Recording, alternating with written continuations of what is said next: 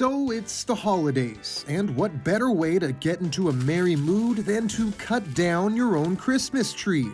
Well, to do it legally, the first thing you should know is there's some red tape, and not the festive kind.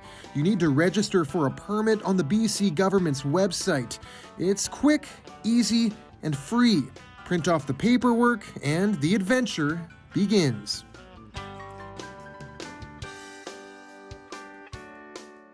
Before you take off on your Christmas adventure, make sure you have your tree cutting permit with you at all times. Some other useful items, a first aid kit, some rope, and the right tool for the job.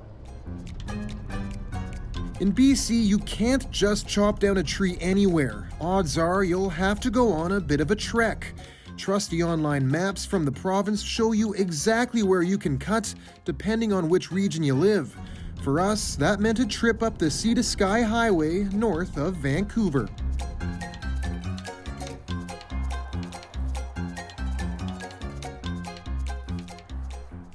Let's go. Be prepared for a hike in.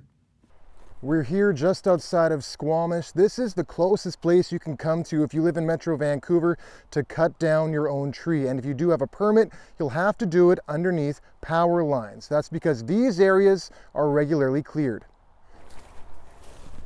Head to high ground to get a good view of what's in the area. And don't be afraid to size up any potential candidates. Before you start cutting, make sure you find the perfect tree for you. I like this one. Make sure it fits right on top of your car, and when you start cutting, make sure you do it right at the base.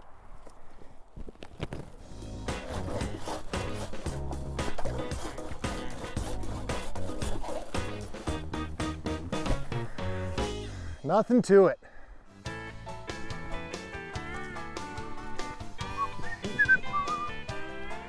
Now, a lot of people might come out here with the preconceived idea that the trees out here are full and picturesque like you'd see in the movies, when in fact, a lot of them are actually quite sparse. But they're still beautiful because you cut it down yourself. Safely secure the tree to the roof of your car, or even squeeze it inside if you can. Then you're ready to hit the road. Steady as a rock. Well, she's all loaded up. Now it's time to head home, bust out the decorations, and sip some eggnog. John Hernandez, CBC News, Squamish.